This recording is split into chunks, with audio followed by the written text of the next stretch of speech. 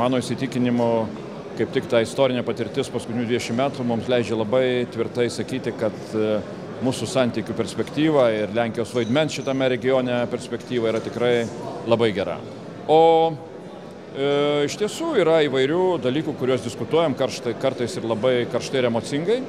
Bet manau, kad vakarykštis premjero Tusko vizitas ir jo pasakyti žodžiai yra ypatingos vertės. Ir premjero Tusko pasakymas, kad Lietuvos lenkai turi puikiai mokėti ne tik tai lenkų kalbą, bet turi puikiai mokėti ir valstybinę lietuvių kalbą, man atrodo, yra tai, ko ilgą laiką mums čia trūko, kad išgirstumėm tai iš Lenkijos vadovų.